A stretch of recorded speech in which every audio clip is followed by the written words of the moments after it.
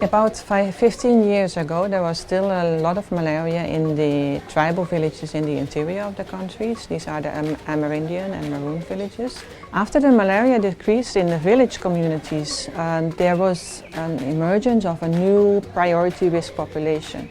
And that were the mobile migrant gold miner populations in the interior that are active in the mining areas very remotely in the forest. And those were mostly Brazilian miners. The challenges we face today is that we are not only dealing with a mining population active in Suriname, we are dealing with a mining population that is active across the border and bringing malaria into the country.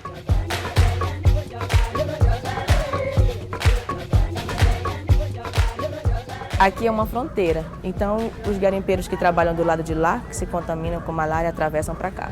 Então, na verdade, o que a gente tenta fazer é formar uma barreira para que eles não passem daqui mais para dentro. Border screening is very important for Suriname because a majority of the cases diagnosed in our country is coming from import malaria. The malaria is obtained outside of the borders but diagnosed in Suriname. In the resting sites, we provide diagnosis and treatment so that we can intercept the import malaria at the first moment when they enter the country.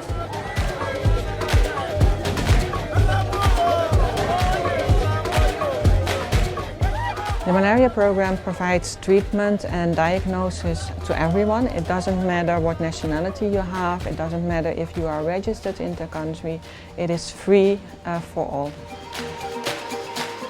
The malaria program has employed people who are speaking the languages of the target populations, and we are also training people in the target populations to provide the diagnosis and treatment.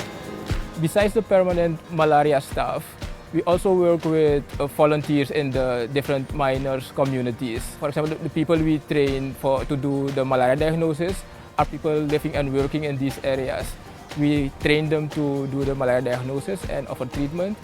Also, when we come to these areas to do the active screening, we work with like the ATV drivers, the boatsmen. Those are the people we work with when we are doing the malaria work in these areas.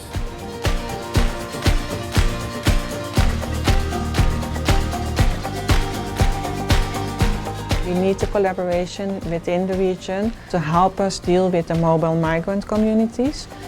But we also have partnerships, for instance, with private sector. There are large logging and mining companies who have employees working in the risk areas, and we have made an agreement with them. They are supporting us by having their personnel trained for malaria diagnosis and treatment, and supporting us also financially for having malaria service deliverers present in their concession areas. I see the collaboration between Brazil and Suriname as an ongoing process. In fact, health is the main area where Brazil and Suriname work together. And Suriname has today the largest number of technical cooperation projects. And within that, health, of course, and malaria.